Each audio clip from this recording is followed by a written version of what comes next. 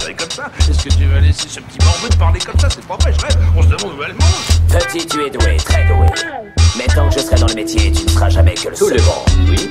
Enfin, évidemment, c'est une métaphore, un symbole. On est venu, on l'a vu, il a eu dans le cul. Qu'est-ce que c'est? Nous l'avons.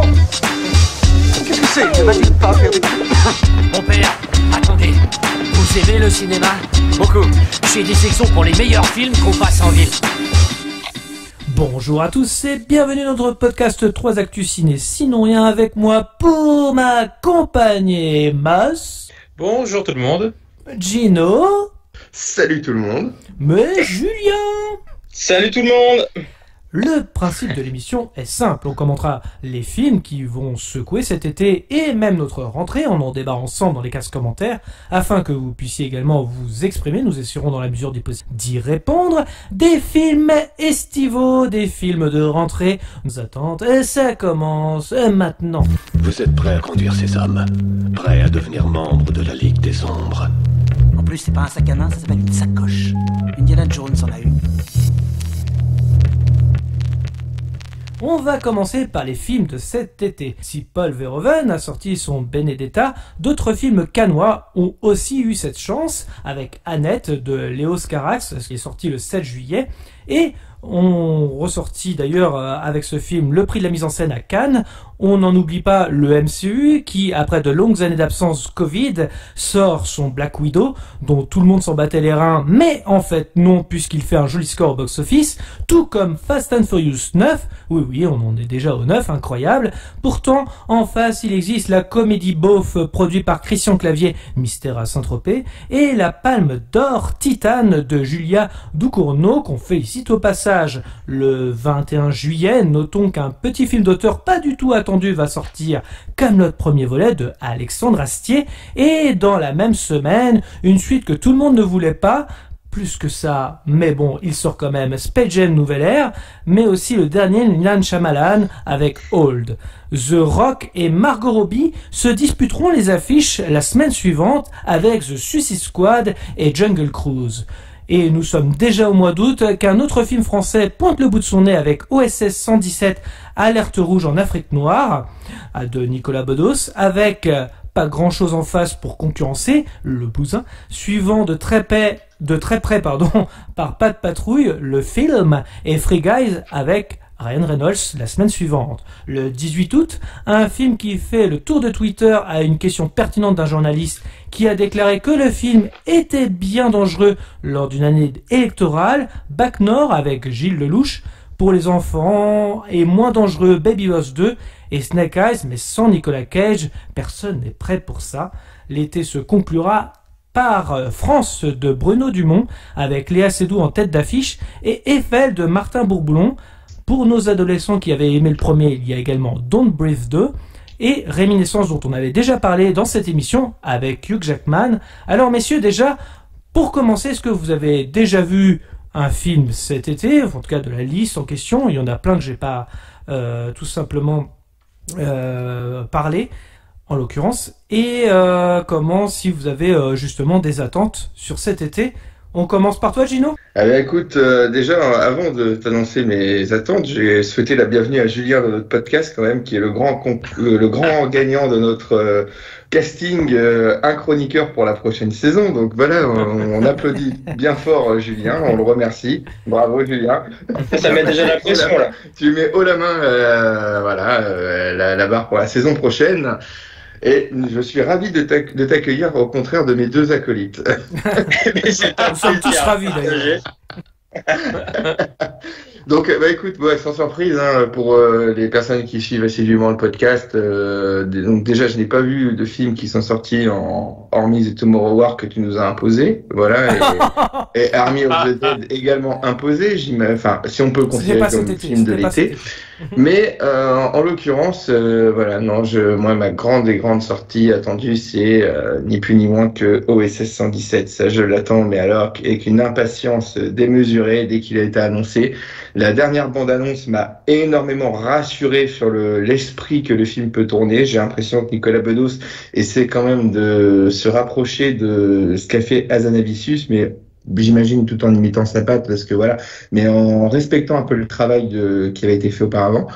Donc voilà, moi j'étais très mitigé quand j'ai vu les toutes premières images, les premiers trailers qui me laissaient un peu pantois, mais les dernières bandes annonces m'ont un peu rassuré. Voilà, après attention, voilà, on sait ce genre de film que l'on a pu idolâtrer par le passé, on sait ce qui peut arriver par la suite, on peut en avoir des attentes un peu trop exacerbées et ce qui peut nous faire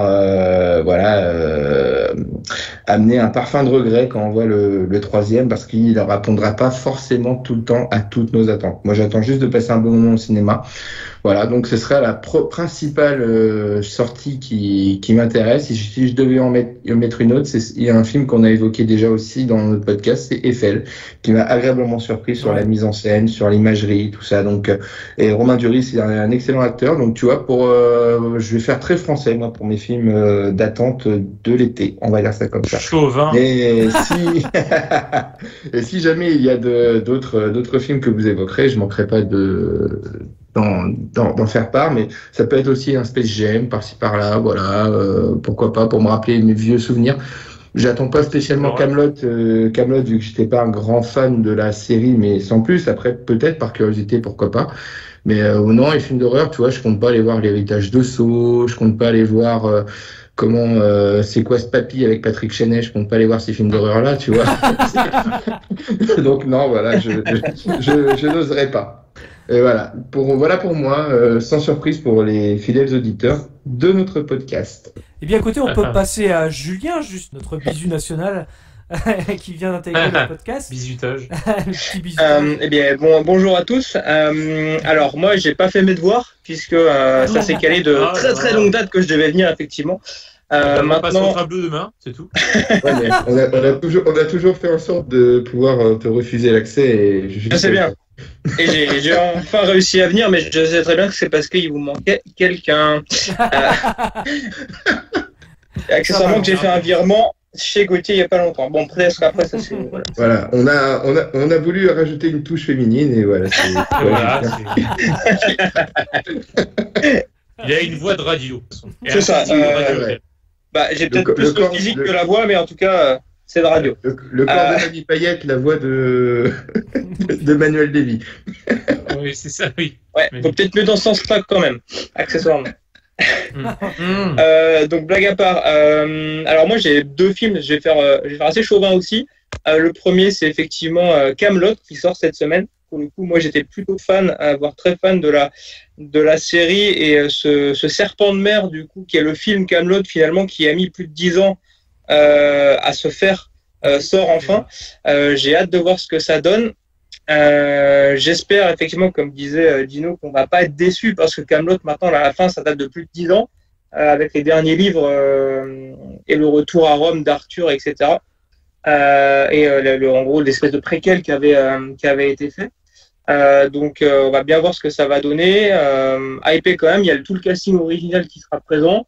Bon, à voir ce que ça va donner, surtout au niveau de l'écriture et du scénario, puisqu'on sait très bien que passer des formats courts à des formats longs, voilà. Tout à fait. Ça peut parfois être la chute et le gap peut être important à passer. Et on a vu parfois des choses comme notamment Caméra Café, voilà, désopilant en format court. Ouais. Un peu plus compliqué en format long avec des scénars qui tiennent sur un post-it généralement. Donc, là qu'on fait pire, hein. Il y en a qui ont adapté des sketchs en film. Hein. Coucou Gad Elmaleh, hein, si tu c'est pas faux. Et pour moi, le deuxième, je vais rejoindre Dino sur OSS 117. Étant vraiment fan de Dujardin et de OSS de la première heure, je pense que j'ai poncé les DVD et les Blu-ray et je les ai vus un nombre incalculable de fois. D'ailleurs, je leur mettrai bien un petit coup de polish. Parce que c'est quand même beaucoup de voitures propres. Bien joué. Hein, exactement. Donc voilà, vraiment, j'attends ça. J'étais pas hyper hypé par les premières bandes annonces, notamment par Pierre Ninet. Que voilà, dans les images et le jeu, voilà, c'est un excellent acteur, mais voilà, la bande annonce me laissait un peu sur ma faim avec Pierre Ninet là-dessus. Donc j'attends de voir ce que ça va donner et le fait que ce soit Guy Bedos. Premier là-dessus. Bedos, il va pas réaliser grand-chose, malheureusement. Nicolas Bedos, le fils de Guy, Guy. qui réalise. Voilà, ça me rassure aussi quelque peu quand même là-dessus, puisque j'aime tout ce qu'il a fait, que ce soit Monsieur et Madame Ackerman ou voilà, Amour et Turbulence, etc. C'est plutôt pas mal. Donc c'est plutôt rassurant là-dessus. Ouais, c'est ce que je disais à Gauthier. C'est ce que je disais à Gauthier la dernière fois. Je trouve que un peu comme toi, j'avais vu La Belle Époque, moi, de Nicolas Bedos, et que je disais que techniquement parlant, le mec, il sait réaliser des films. Ça, il y a rien à dire. Il sait faire quelque chose. Et c'est justement ça que je trouvais que dans les bandes annonces, il y a quand même le côté un peu respect du travail d'Azanavicius sur les plans, le côté un peu vieillot d'OSS, le côté ringard, tout ça. Et c'est vrai que la seule chose qui peut faire peur, en effet, c'est que Pierre Ninet soit en surjeu pour essayer d'être à la hauteur de Jean Dujardin, qui n'a pas forcément besoin de se forcer pour faire l'agent beauf par excellence et magnifique, quoi. Mais après, Pierre Ninet, dans d'autres films, tu vois, un rôle comme ça où il surjoue un peu, mais je trouve que ça va. C'est Five que j'ai vu avec lui, qui est super bien, que j'ai bien aimé. Et donc voilà, pour ça j'ai envie de laisser sa chance à Pierre Ninet sur ce rôle. Mais à voir quelle sera la tournure du personnage, quoi. Moi, Pierre Ninet, je l'ai découvert dans 20 ans d'écart avec Virginie Efira, donc ça commence à dater un petit peu. Maintenant, effectivement, on voit que voilà, c'est Pierre Ninet de la comédie française, et on voit que le jeu, c'est pas un jeu qui est spécifiquement instinctif. Enfin voilà, je trouve, au contraire d'un Dujardin, qui est beaucoup plus instinctif là-dessus, dû au stand-up qu'il a pu faire auparavant, et puis voilà, à la scène dont il est issu. Voilà, moi c'est vraiment Laurent Boyer d'ailleurs. Ouais, c'est ça. Oui, c'est ton Fréquence Star. Et à Patrick Sébastien, parce que sans Patrick Sébastien, ça aurait été compliqué aussi. Exactement. Mais voilà, c'est la rencontre de deux mondes, quoi, vraiment. Donc après, à voir ce que ça va pouvoir donner, mais ça peut aussi donner quelque chose de bien et d'équilibré pour le coup dans le film. J'ai une question, Julien, parce que toi t'étais pas là lors des. Je voudrais savoir ton point de vue sur la bande-annonce de Kaamelott. Alors pas la première, mais plutôt la deuxième, je pense que certains d'entre nous est un peu refroidis, notamment au niveau des blagues. J'aurais voulu avoir ton point de vue en fait. Ouais, et j'aurais une question subsidiaire après pour Julien. C'est un entretien d'embauche ou quoi, les gars? Exactement. Mais parce qu'on veut pas t'entendre parler, toi, mais ce soir. Ah, ok, d'accord. Le public, c'est plein. Le public, c'est plein. Il y a eu des haters encore. Des haters. Bah, en fait, ça va être simple, c'est que la deuxième bande-annonce de Kaamelott, je l'ai pas vue, tout simplement. J'ai pas pris le temps de la voir, donc je vais pas pouvoir te donner mon avis sur les trailers que j'ai vus. Ce sera un boulot incarné, par contre. Tout de suite, ça m'a pas fait marrer. Enfin, j'ai pas eu des éclats et j'ai pas tout de suite retrouvé effectivement le tac au tac ou une vanne à la minute qu'on peut avoir ou à la seconde dans les différents livres qui sont sortis en format court. Maintenant, c'est un film, donc l'univers, il n'y a pas besoin d'installer, il est déjà installé depuis longtemps, etc. Donc, je pense que on va gagner du temps dans le film parce qu'il va pas y avoir tout ce premier quart d'heure de mur d'installation, d'explication de qui sont les différents persos, d'iconisation, etc. parce qu'ils sont déjà là. On va logiquement rentrer vraiment dans direct l'aventure de ce nouveau film. Maintenant, oui, après, je m'attends pas à rigoler toutes les 10 secondes, quoi. Parce que sinon, ça va être chiant. Enfin, ça va être un peu long. Bah, déjà, la fin des livres, en tout cas, c'est assez dark, hein, comment c'est beaucoup plus sombre, ouais. C'est vraiment, tu sens que Astier s'est dit, ouais, j'ai montré que je savais faire rire. Maintenant, je veux montrer que je sais réaliser et que je peux aller vers autre chose et vers vraiment de la comédie dramatique, plus que, effectivement, un format court, type caméra café ou un gars, une fille, où c'est, chant contre chant, une vanne, une revanne, une survanne, là-dessus, quoi. Donc après, à voir, je pense que le film reste plus dans l'esprit des derniers livres, justement, que l'esprit initial de la série, quoi. Ok, bah tu réponds d'avance à la question que je voulais te poser. C'était selon toi, en gros, vu que Gauthier nous avait expliqué, à moi et Meus, vu qu'on n'était pas des grands connaisseurs du programme court Kaamelott, que le début du programme était vraiment, enfin quand je dis début, les premiers livres étaient très axés humour, les blagues, les jeux de mots, et qu'à la fin ça s'assombrissait de plus en plus. Donc là tu as répondu, tu t'attends à quelque chose dans cette trempe-là, de quelque chose d'un peu plus sombre que on va dire que les débuts originels de la série, si je t'ai bien suivi. Et par contre, comme tu exposes aussi le côté, là on a tout le casting qui est là, l'exposition est déjà faite. Est-ce que pour toi, du coup, c'est pas excluant pour deux personnes comme moi et Meus qui n'ont pas été très assidus sur le programme? Est-ce que du coup, c'est pas vraiment bon? Après, je sais qu'il était vraiment dédié et attendu par les fans de Kaamelott. Mais est-ce que du coup, c'est difficile pour toi, selon toi, de regarder le film sans avoir parcouru ne serait-ce qu'au minimum la moitié de la série. Ah, si je puis me permettre, juste, il y a Alexandre Astier qui a dit qu'on pouvait aller voir le film sans avoir vu la série, apparemment. Donc, d'accord, je suis ok. je suis un peu sceptique, hein, j'avoue, mais il l'a dit. Donc, à voir maintenant dans les faits. Après, je sais pas, parce qu'effectivement, on peut. Pour moi, hein, tous ceux avec qui j'en parle, que ce soit Gauthier ou d'autres, qui sont hypés par le film, c'est des fans de la première heure de Kaamelott. Maintenant, est-ce que je pense que Alexandre Astier, avec le métier qu'il a et l'intelligence situationnelle dont il a pu déjà faire preuve, s'est dit, je peux pas effectivement exclure des gens qui n'auraient pas vu, à mon avis, Kaamelott. Maintenant, je pense que c'est pas un film qui est fait pour les fans. C'est un film qui est fait par Alexandre Astier pour étendre l'univers de Kaamelott et justement, je pense plutôt ramener des gens qui n'auraient pas vu les premières saisons de Kaamelott vers ces premières saisons-là, peut-être les rattraper à travers le film.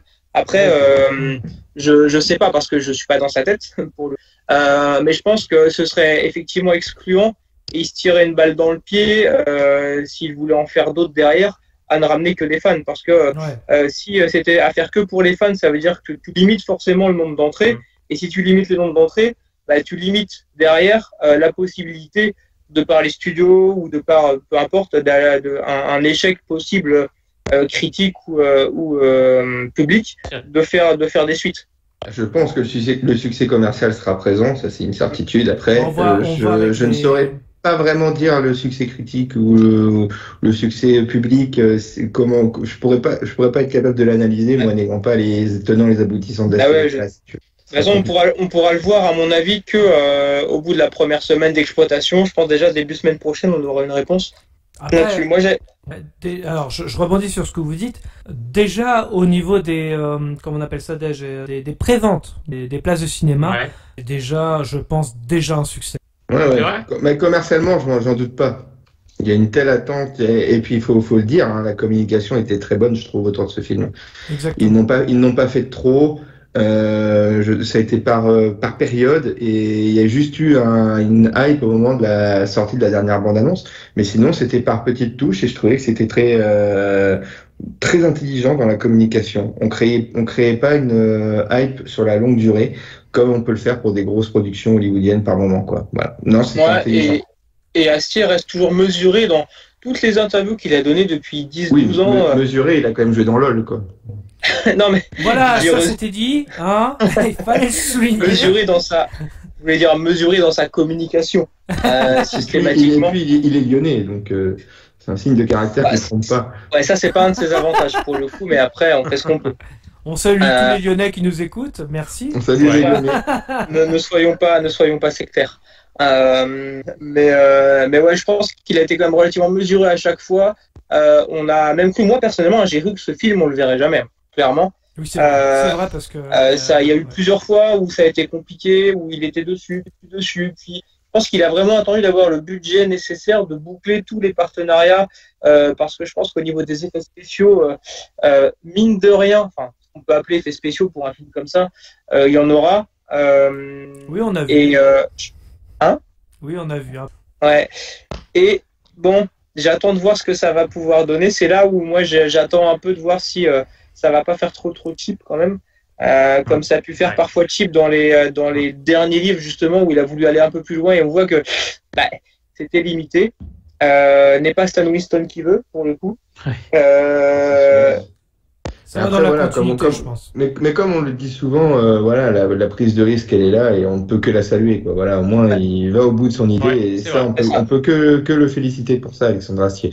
C'est quelqu'un qui est, voilà, hormis la petite blague de tout à l'heure, moi même si c'était pas le film d'animation du siècle, mais j'ai trouvé son Astérix et le secret de la potion magique plutôt bien dans l'esprit. Donc voilà, c'est quelqu'un qui a des idées. Après, il ose les mettre en pratique et tout ne peut pas être bon, tout ne peut pas être mauvais.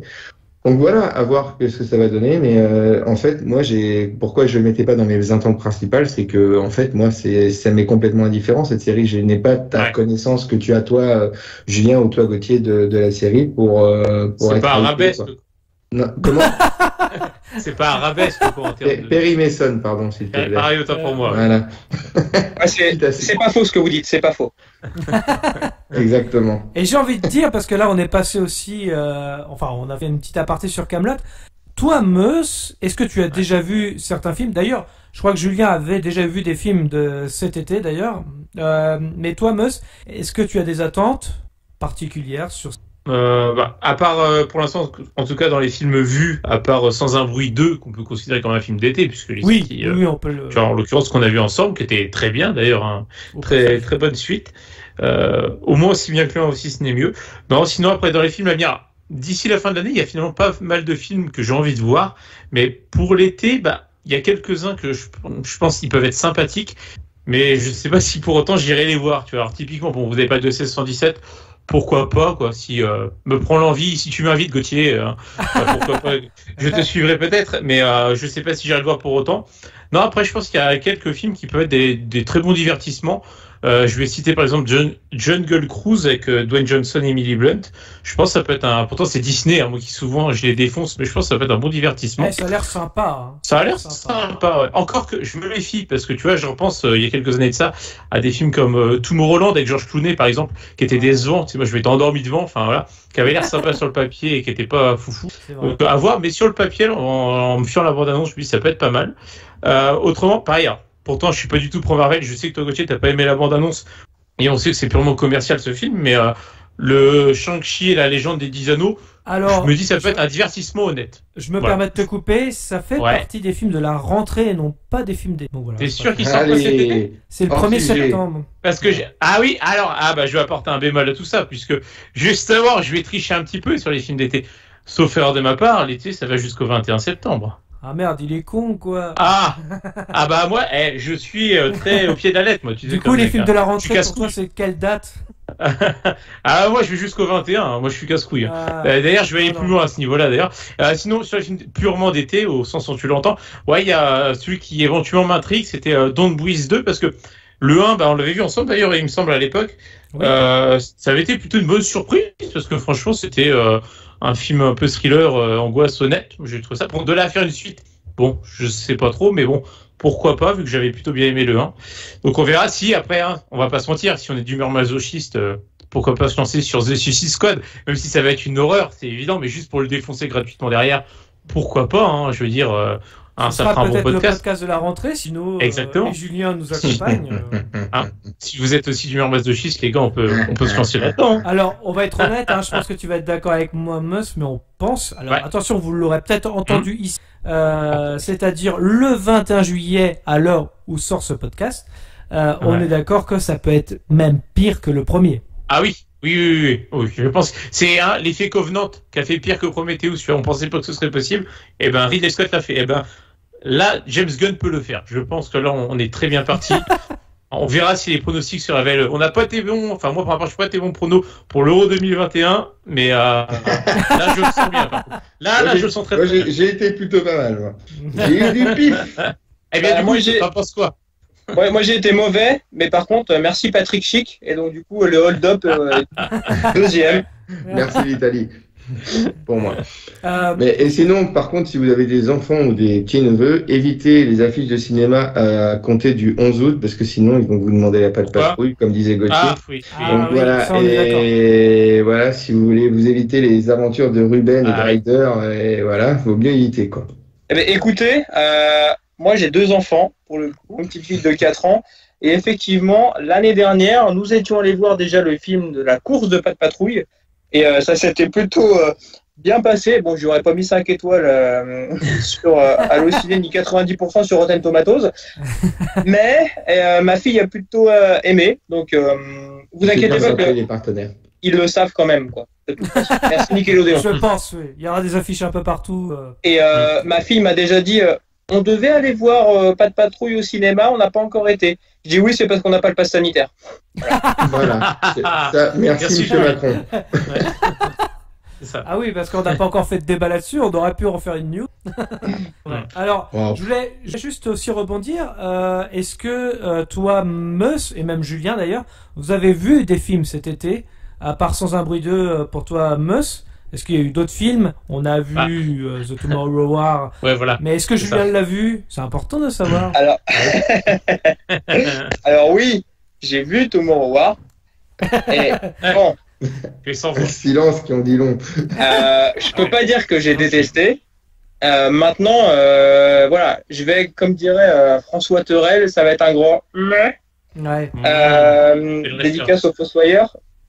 Du coup, non, ça se regarde quand t'as du temps à tuer, clairement. C'est plutôt bien fait. Les effets spéciaux, il y a rien de cheap. Maintenant, c'est vu et revu en fait. Ouais. Voilà, il y a rien d'original là-dedans. Si tu l'as manqué, bah c'est pas grave. Si tu l'as vu, bah c'est pas grave. Voilà, en fait. L'idée, c'est un peu ça. Comment il s'appelle Chris Pratt. Chris Pratt, voilà. C'est pas son meilleur rôle, mais voilà, il fait ce qu'on lui demande, il fait le job. Maintenant, c'est à partir du moment où ça sort en SVOD directement sur une plateforme Amazon, bon, que ce soit ça ou Netflix, bon, déjà, voilà, tu sais que c'est que le studio est pas hyper hypé, sinon ils auraient attendu et ils l'auraient sorti ciné, quoi. C'est l'effet Annihilation, ça. Ouais, donc après voilà, c'est plutôt un film correct. Enfin, je préfère me mater 3 fois de suite ça que 3 fois de suite Suicide Squad, par exemple, tu vois. Ah oui. Ouais. Vivement la suite alors. donc voilà. Même, après... pourtant, ça manquait de Jean Lefebvre un peu, c'est Tomorrow War quand même. Ouais, c'est vrai. Qu'est-ce qu'il nage bien. Effectivement, il est pas très présent, c'est vrai. Maintenant, il y a un truc que j'ai trouvé sympa. Enfin, c'est un truc tout con, c'est au tout départ. Ça se passe en 2022 et effectivement en 2022 ils sont en train de mater quoi la Coupe du Monde de foot au Qatar. Bon, petit truc contextuel que j'ai trouvé plutôt sympa. C'est le seul truc contextuel du film. Ouais, c'est pas mais c'est bien fait. Écoute, et en plus c'est pendant la période de Noël, donc voilà, c'est vraiment plutôt cohérent, on va dire. C'est peut-être le seul truc cohérent du film. C'est vrai. Est-ce que ça voudrait pas être un indice pour dire qu'Amazon va récupérer les droits de diffusion de la Coupe du Monde au Qatar? Ils ont déjà le droit de la Ligue 1, c'est déjà pas mal. Complotisme. Oula. Et le même soir, du coup, je vais terminer comme ça. Après, je laisserai Ne parle pas de complotisme. Des fois que Francis Lalanne débarquerait sur la ligne. Non, il pense à nous comme il nous aime, c'est pour ça. C'est le dernier on se lâche là. C'est le dernier on se lâche. Ah, c'est le premier pour moi. Je donne tout ce que j'ai. Hein. Arrête de briser les anathèmes. C'est ça, exactement. On peut avancer sur le côté. On dit Pardon, excusez-nous. Non. Ah non, c'est surforcé. Recadre. Faut recadrer la situation. Non, je disais, je pense que la période d'essai pour Julien, c'est bon, hein, on peut l'embaucher. Oui. On verra s'il se défend. Merci. Rentrer, mais on verra. Et donc pour terminer du coup ma partie derrière, du coup le même soir j'ai vu Comment je suis devenu un super-héros avec Pio Marmaille, Benoît Poelvoorde et Leila Bekti. Leila. Pour un film français sur ce genre de thème, c'est toujours casse-gueule parce que voilà, on compare toujours avec le MCU, le DCU, etc. Et on a quand même pas les mêmes moyens. En tout cas, les réals français n'ont pas les mêmes moyens. Ce que Douglas Attal fait au niveau de la réal, c'est plutôt bien, c'est propre. Au niveau des effets visuels, on voit qu'il a fait de sorte, du coup, de pas trop en faire et qu'il n'y ait pas trop de CGI, voilà, que ce soit dégueulasse, etc. Ou que ça se voit parce qu'on n'a pas les bons effets. Donc c'est plutôt bien, c'est plutôt propre. Il a mis les CGI là où il en avait besoin et c'est plutôt bien fait. Petite apparition à notre cher ami, du coup, son nom va me revenir. Oula, tu parles de qui? Clovis Cornillac, voilà. Ah oui. Bon, les 5 minutes qu'on voit dans le film suffisent par contre largement. Voilà. Depuis le cactus, c'est très compliqué. Il est régulier cet homme. C'est ça. Non, blague à part, j'ai trouvé ça pas mal. Je trouve que Benoît Poelvoorde vraiment rehausse le film là-dessus, ce qu'on disait un peu tout à l'heure en off, c'est vraiment lui, on voit, il sort du lot. Maintenant, je trouve que la réal est propre, les effets spéciaux sont propres et sont là où ils doivent être. Maintenant, le scénar tient sur voilà, une feuille A4, quoi. Ouais. C'est là où ça aurait mérité à être un peu plus poussé. Et on est sur 1h30, 1h40. Je pense qu'un film de voilà, s'il avait pu faire 2h, peut-être 2h15 comme un film de super-héros classiques.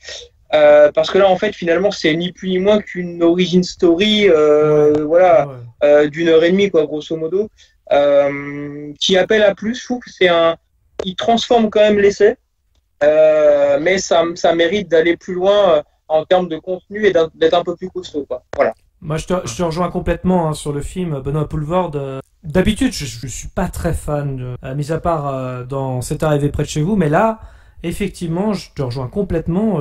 C'est lui qui était le plus intéressant dans le film. Pio Marmaille, pareil, c'est quand même un bon acteur en général. Il lui a rien à dire. Mais c'est vrai que comment la réal est plutôt propre, les effets spéciaux sont propres. C'est pas cheap comme pourrait l'être un film français. Par contre, effectivement, au niveau du scénario, on s'ennuie un peu. On va pas se mentir. Du vu et du réchauffé dans l'ensemble. Ne nous mentons pas. Tu as raison. C'est ce que diraient les Bogdanov. Ne nous mentons pas. voilà, ça c'est dit. Ça c'est fait. Hop. Moi, de mon côté, au niveau des films français, des films, pardon, j'ai vu Sans un bruit 2. Bon, ça, vous le savez puisque vous avez déjà peut-être vu la vidéo sur la chaîne. Et j'ai également vu Benedetta de notre ami Paul Verhoeven. Virginie. Avec Virginie. Elle est très Virginie. Très Terrorus et Fira. Je sais pas. Pardon. Elle va pas apparaître chez toi malheureusement. Ah merde, ça marche pas comme ça. Non, alors après il y a de très bonnes choses dans le film et aussi des trucs un peu plus gênants. Enfin, c'est un mix. Ouais, mais chez Verhoeven, c'est pas étonnant. C'est Paul Verhoeven. Il peut être gênant parfois. Je sais pas si je ferai une vidéo encore sur la chaîne. À voir par là. Dans l'ensemble, j'ai plutôt bien aimé. Après, de là à le revoir, de là à acheter en Blu-ray, je ne sais pas. Il y avait Annette aussi à gagner à Cannes avec Marion Cotillard et Adam Driver, qui m'intriguait un petit peu, mais malheureusement, le cinéma que je fréquente ne le passe pas, donc je sais pas si ça veut dire quelque chose. Et Titan aussi qui m'intriguait, qui a gagné la Palme d'Or. Old de Monsieur Shyamalan, j'ai envie de le voir quand même. Oui. Je sais pas si la bande-annonce vous a hypé. Ouais, j'y pensais plus à celui-là. Mais oui, carrément, il a l'air intriguant. Enfin, comme d'habitude avec Shyamalan, hein. Ça a l'air vraiment intriguant. Pourquoi pas? Il sait vendre ses films, hein, mine de rien. Ouais, carrément. Ouais. Shyamalan, c'est tout l'un ou tout l'autre. Hein. Oui, c'est vrai. Alors depuis qu'il est revenu là avec Split, etc., c'est plutôt pas mal. Oui. Mais il a eu un passage quand même où il a enchaîné, c'était compliqué. Hein. Donc, depuis The Visit, je dirais même d'ailleurs. Ouais, mais oui et non parce que pour moi, le film qui était pas vraiment bon, c'était un film de commande, c'était After Earth. Effectivement, j'ai pas trouvé du tout fou, c'est mon qu'on puisse dire. Mais The Visit, par exemple, à titre personnel, j'ai bien aimé, dans le sens où, après, parce que je suis naïf, mais tu sais, c'est toujours, des films avec une chute, voilà, inattendue. J'ai vu, The Visit, j'avais pas vu la chute. Je l'ai pas vu venir la chute, donc j'étais agréablement surpris, c'est pour ça. Mais je l'ai pas trouvé mauvais. Après, c'est subjectif, hein, encore une fois. Il reste en tête, mais bon. The Visit, hein, ouais. Il est marquant. Je le reverrai. Ouais. Après, voilà, ça, après les goûts, les couleurs. Hein. Et The Old, par contre, carrément, il sort quand? Il sort fin juillet. Voilà. Pourquoi pas, ouais. Carrément. Et t'as la date de sortie de Titan parce que du coup la semaine dernière j'ai suivi un petit peu ça et c'est vrai que je suis pas mal hypé par Titan. Mercredi dernier. Voilà. D'accord, ok. Pour information. Faudrait que je regarde ça. Et c'est vrai que ça a l'air quand même assez barré, assez sympa pour le coup. Et je vous invite aussi. Alors après ça je sais parce que je sais que vous l'avez peut-être pas vu. C'est son premier film. Ça s'appelle Grave. Je vous invite à le regarder. D'ailleurs, dans Titan, quand même, vous avez un Vincent Lindon complètement complètement transformé, avec le torse bien musclé. C'est ce que j'allais dire. Et du coup, je pense qu'il a fait une grosse prépa physique parce qu'à 60 ans, 61 ans, le pépère, je signe tout de suite pour être comme ça. J'avoue, putain, la vache. Clairement, alors je sais pas s'il y a de la TRT derrière, s'il y a des produits, s'il y a quelque chose, parce que quand même, faut y aller. C'est impressionnant. Mais du coup, impressionnant. Et Vincent Lindon, musclé, déjà pas musclé, le gars est capable de te faire peur, mais musclé. J'avoue, c'est quelque chose. C'est quand même quelque chose. Et ouais, le film a l'air assez visiblement, d'après ce que j'ai lu en feuilletant les différents magazines, Bon, en fait, c'était sur Internet, hein, mais bon, ça fait mieux de dire magazine. sur ma revue spécialisée. Du coup, apparemment, ils avaient commandé dans le palais des festivals et tout, quand ils ont projeté, ils avaient commandé des pompiers, enfin des ambulances, et les gens ont vomi, ils sont sortis de la salle vraiment presque malaise et tout. Donc, alors je sais pas s'ils ont choisi que des enfants pour voir le film, mais du coup, ça a eu l'air d'être assez choquant, du coup, cette projection. Bah après, à voir, parce que c'est que grave, c'est un surexagéré le truc. Mais voilà, moi j'ai envie d'aller voir aussi. Ça... Par contre, il a pas de très bonne note quand même, hein. C'est pas fou. Hein. Ouais, c'est parce que c'est les Arocs qui l'ont vu pour l'instant. Ouais, non, je parle des autres spectateurs. Justement, il a plutôt une note correcte en note presse. Les spectateurs, 2,8. Hein, même Télérama Même Télérama donne une bonne note. Oh. Ce que j'ai lu, par rapport à Titan, c'est que en fait, ce qui est qui part un peu dans le bois. Et en gros, c'est un petit peu, notamment critique de la manie du cinéma, qui en parlait justement, où vraiment le film, on voit quand même qu'il y a 2 films dans un seul. Donc à voir. J'ai envie de donner la chance justement à cette réalisatrice, qui, je le rappelle quand même, c'est toujours important de le savoir, est la première réalisatrice à avoir gagné la Palme d'Or, en tout cas toute seule. Par contre, du coup, Julia Ducournau, on en parle du fait que du coup ces types de films, c'est un mot. Oui, bah ça peut être. Voilà, il y a des réalisateurs qui font leur petite signature à leur façon. Elle est atteinte du syndrome Fabien Antoniente. Oui, c'est vrai, c'est ça. Alors, j'espère que ça s'arrêtera au titre, alors. Ouais, moi aussi. Alors, on parlait de Hall de Night Shyamalan, mais également aussi, moi, ce que j'attends également, Kaamelott, bien évidemment, comme Julien, je pense. Après, je dois avouer que la deuxième bande-annonce m'a bien refroidi, quand même, donc voilà. Donc, j'avoue que je suis un peu plus hypé par OSS 117.3. J'avoue que ça m'a fait un peu plus marrer, donc je pense que je suis un peu plus hypé, mine de rien, que Kaamelott, que j'aime beaucoup la série, que la deuxième bande-annonce, et c'est de côté comme. Et je vais dire également aussi Eiffel. Étonnamment, la bande-annonce me donne vraiment beaucoup envie. Et finalement cet été, ce qui me hype le plus, c'est le cinéma français, étonnamment. C'est vraiment bizarre. J'ai dit, qu'est-ce que tu veux? Comme ça. Hein. Je sais pas si c'est ça. Mais en tout cas, le film de Christian Clavier ne me hype pas du tout, comme quoi, donc ça veut rien dire. Ah oui, tu veux pas aller voir Mystère à Saint-Tropez? Ah non, pas du tout, ça me. Peut-être préféreras-tu Ice Road de Jonathan Hensleigh avec Liam Neeson. Ah oui, il y a ça aussi qui est cet été. Alors, bien évidemment, par rapport à l'introduction que j'ai fait, évidemment, il me manque plein de films. Hein. Je vais pas tout citer. C'est vraiment les grandes affiches des semaines en question. Donc, ouais. Alors moi, je vais quand même citer un film. Je vais en faire exprès de jouer sur les mots puisque, à mon sens, l'été va jusqu'au 21 septembre. Sauf erreur de ma part, le film en question sort le 15 septembre. Alors attendez, parce que justement, j'allais venir sur le film de la rentrée. Donc on peut passer à la deuxième partie si tu veux. On peut embrayer du coup. C'est une on belle peut embrayer. On va dire ça comme ça. Allez. C'est une très belle transition, Jérémy. Carrément. Eh bien, on continue avec les films de la rentrée. Je serai bien présent avec Shang-Chi qui sort le 1er septembre, mais aussi Malignan de James Wan, un nouveau film d'horreur. La semaine d'après, Boîte Noire avec Pierre Ninet et le biopic d'Aretha Franklin, Respect de Leist. Mais aussi, c'est le 15 septembre que outre le film français de Gérard Jugnot, pour y gâter, devrait concurrencer Dune de Denis Villeneuve. Et oui, la semaine d'après, après l'excellent Spotlight, Tom McCarthy revient à Marseille pour Stillwater avec Matt Damon et le film de Sean Penn, Flag Day. Alors, on va commencer par Meus, qui voulait absolument garder les films de la rentrée. Qu'est-ce que tu attends? Qu'est-ce que tu attends dans cette rentrée?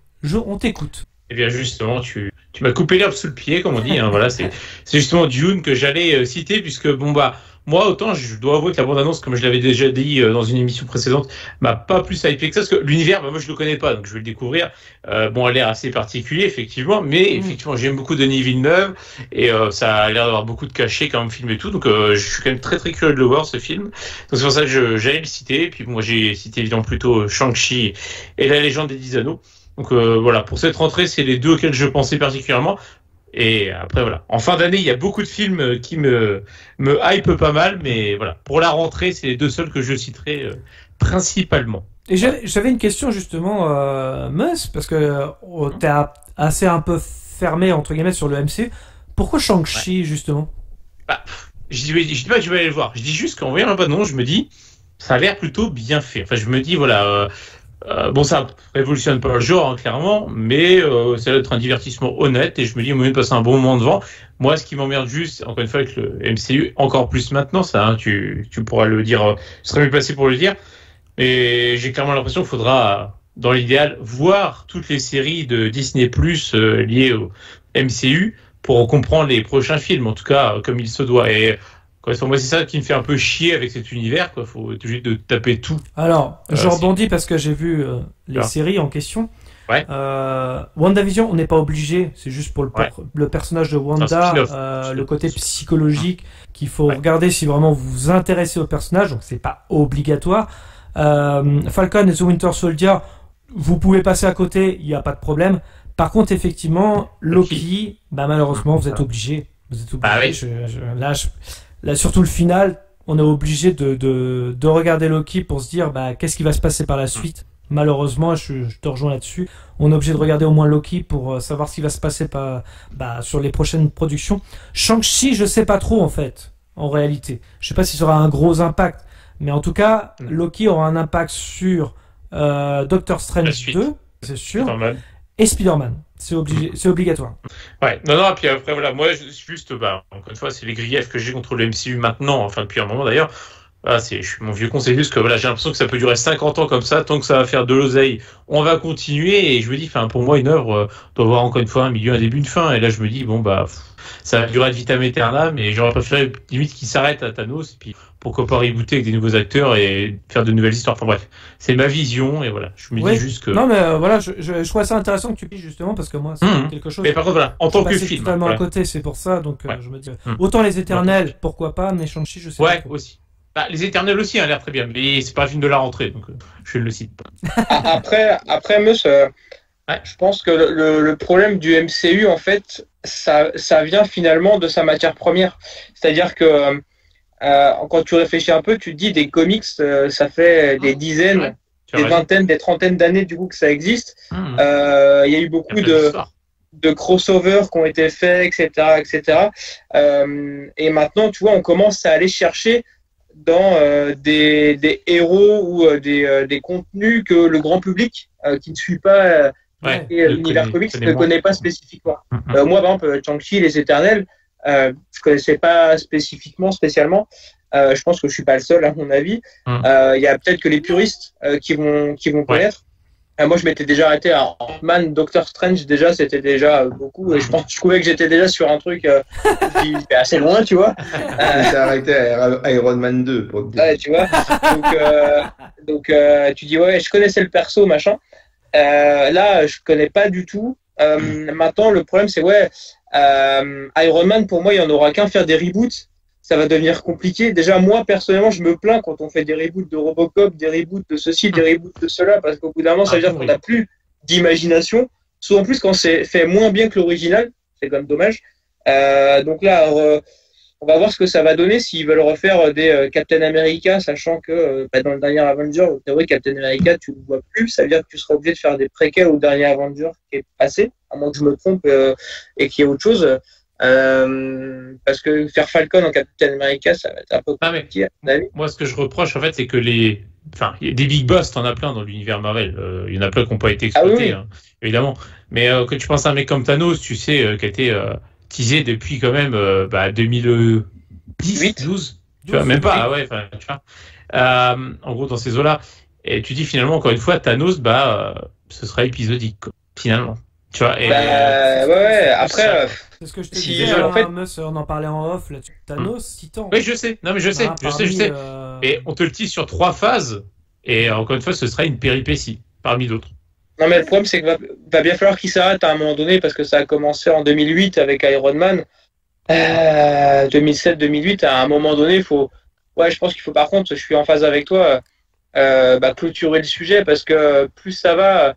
Ça fait déjà depuis la fin de la phase 2 que ça s'étiole vraiment et que les scénars tiennent sur des post-it. Et il y a quelques fulgurances, par c'est des copier-coller. Ouais. Après... Mais ça devient compliqué parce qu'à chaque fois, tu refais une origin story ou pas du tout. Mais en fait, c'est le même principe tout le temps. Oui, oui, c'est vrai, ça, oui. Après, je vais légèrement spoiler. Je suis quand même intéressé par le nouveau méchant, moi. Après, voilà. Kang le Conquérant, pour moi, ça peut être vraiment quelque chose. En fait, Après, à voir ce qu'ils vont faire. Ouais, ce qui serait juste bien, c'est que le contenu des films soit à la hauteur des contenus originaux, des supports originaux. Et ce que je voudrais, moi, je sais que ça n'arrivera jamais, mais du coup, je profite de cette fenêtre que vous m'offrez pour le dire, et que ce soit quelque part sur le YouTube Game, tu vois. Et que peut-être un jour, ce sera entendu, c'est une bouteille à la mer. Mais j'aimerais que les studios, notamment Disney, arrêtent de faire des films pour faire des entrées. Faites des films parce que vous avez envie de faire des films et de bien les faire.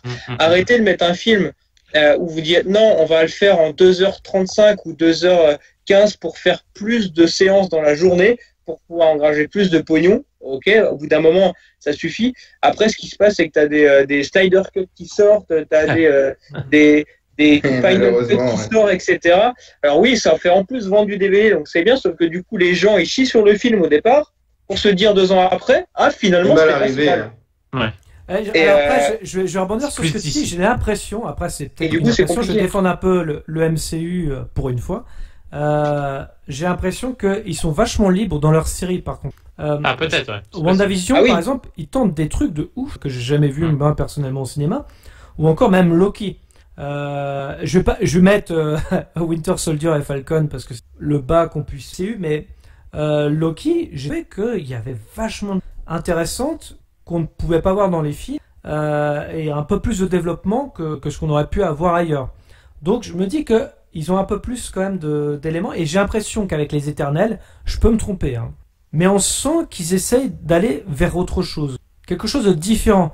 J'ai pas l'impression quand je vois les Éternels ou enfin en tout cas la bande-annonce, quand je vois les séries comme WandaVision et Loki, j'ai l'impression qu'ils ont changé de fusil d'épaule.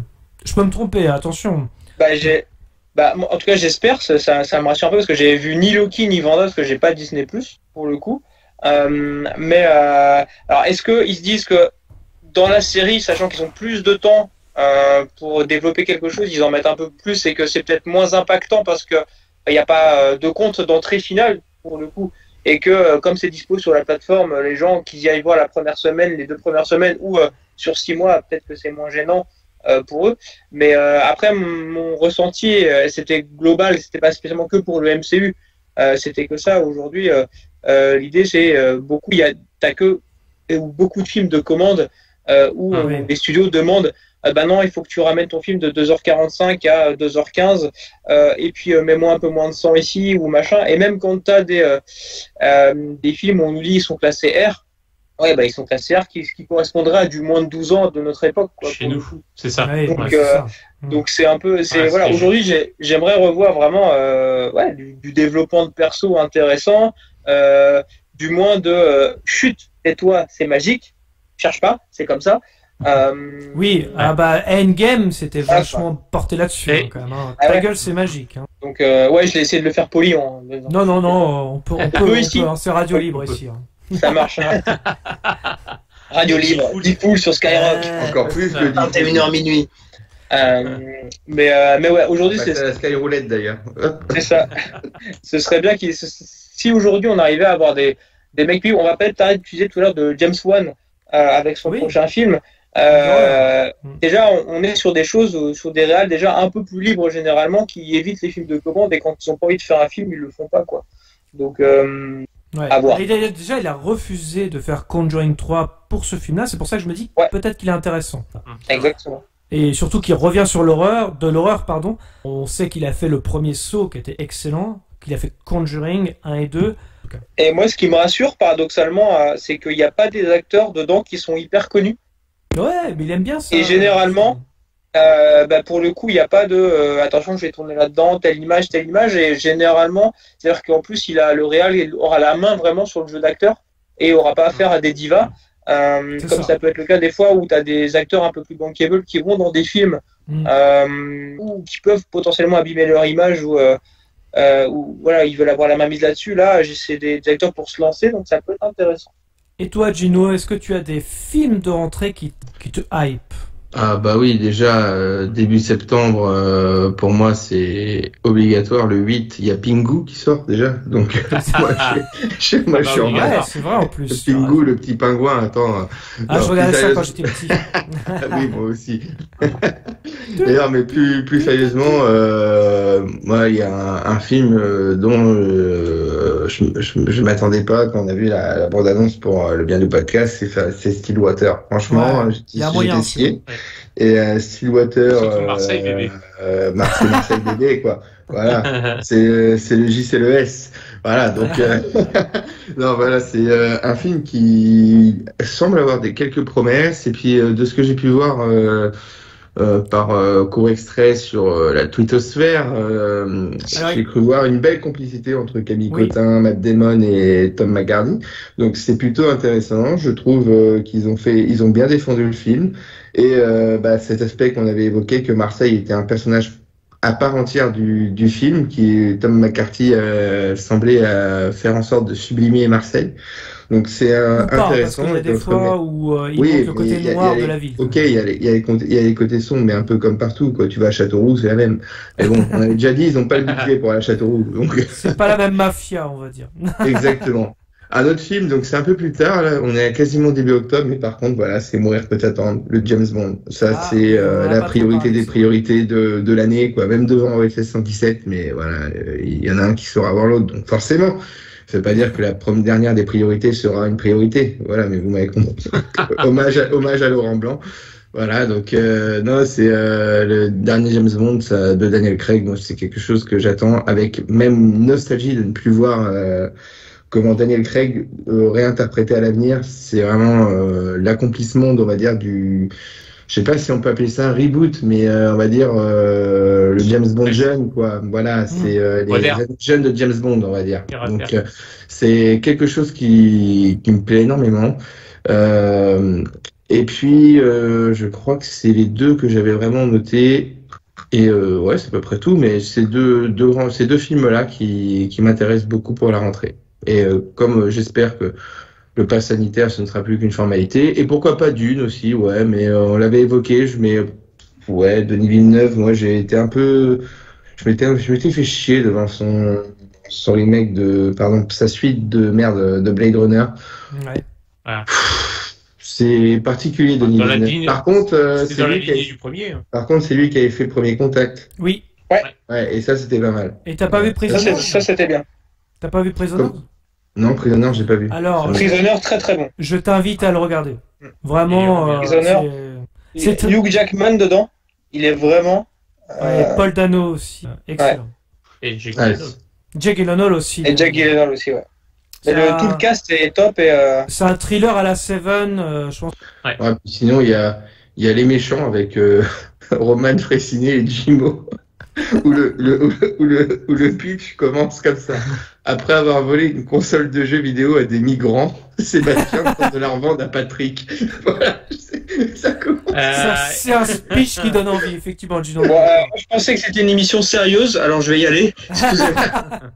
Ah oui, vous êtes trompé d'antenne. Nous ne sommes pas sur France Inter, monsieur. Par contre, du coup, Mourir peut attendre. Voilà les films que je cherche. Il y a Léa Seydoux dedans, c'est ça, de mémoire? C'est ça. Ouais, il est toujours, normalement. Encore une James Bond girl française. Je pense que on est abonné à ça, c'est plutôt pas mal. Après, à défaut d'avoir un James Bond français. C'est la suite directe de Spectre, hein, plus ou moins. Donc, pas faux. C'est pour ça que je disais ça. Et toi, Julien, tu as des attentes? Eh ben moi, ouais, j'ai appris il y a quelques temps parce que bon, faut savoir que mes deux enfants me prennent énormément de temps, donc j'ai moins le temps maintenant de suivre l'actu ciné. Mais effectivement, j'ai vu qu'il y avait le remake de Dune qui allait arriver là en septembre. Vous en avez un peu parlé tout à l'heure. Ouais. J'avoue que j'ai envie d'aller le voir parce que j'adore l'univers de ce film, etc. J'avais essayé il y a pas très longtemps. Pas le nom de l'auteur. Ah oui, est-ce que t'as vu celui de David Lynch? Ça, c'est important. Eh ben non, justement. David Lynch, du coup, j'ai essayé. Franchement, j'avais mis le film parce que quand on voit le casting, jeu de mots, du premier. Ouais, et il est 22h40, je commence à être fatigué là, je suis à fond. Non, nous tournons en plein après-midi. Bien évidemment. Ouais, enfin, il est 22h40 chez nous, mais vous nous écoutez à n'importe quelle heure. Donc c'est pas très grave. Oui, nous sommes en Nouvelle-Calédonie, comme nous en Et ouais, non, j'avais commencé honnêtement, et je me suis dit, il faut que je le mate. Ça fait longtemps où je me dis, ouais, il faut que j'arrive à rentrer dedans. Et j'ai jamais eu le temps vraiment de le faire. Je l'avais lancé et à un moment où j'étais tranquille, où j'étais seul, et donc du coup j'ai dû m'endormir clairement.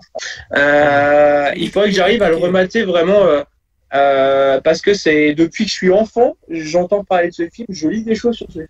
Et du coup je me suis dit ouais, quand je serai adulte et tout, faut que je le mate. Ça a l'air vraiment d'être intéressant et tout.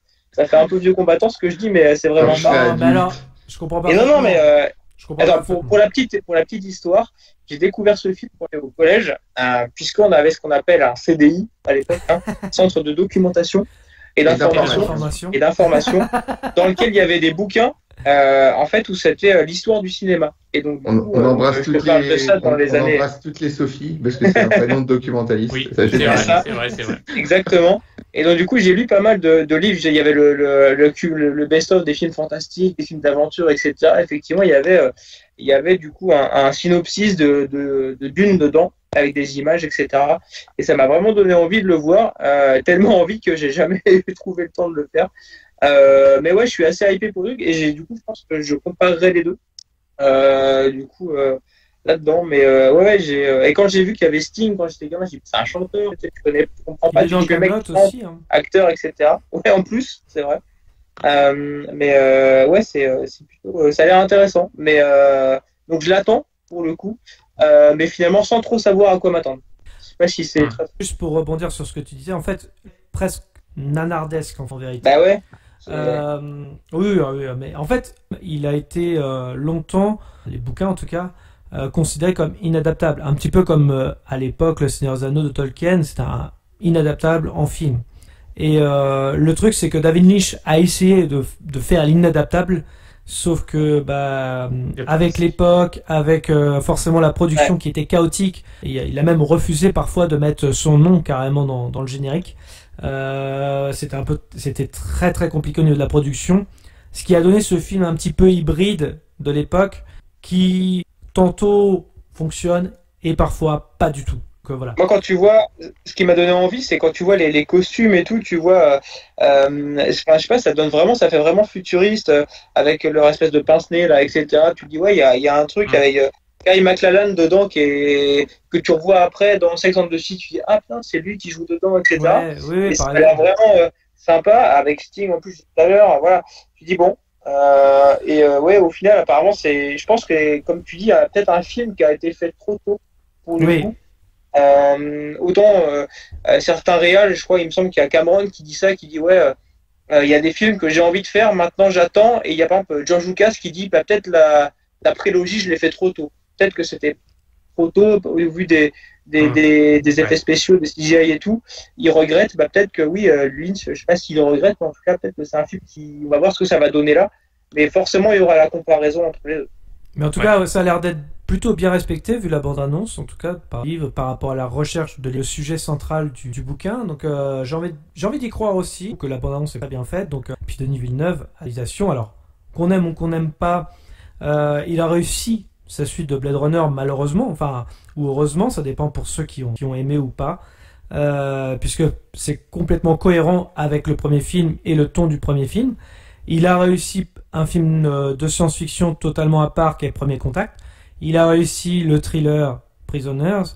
Il a réussi aussi à faire du David Lynch avec Enemy, avec Jake Gyllenhaal. Je pense qu'il est capable de faire un remake justement de Dune.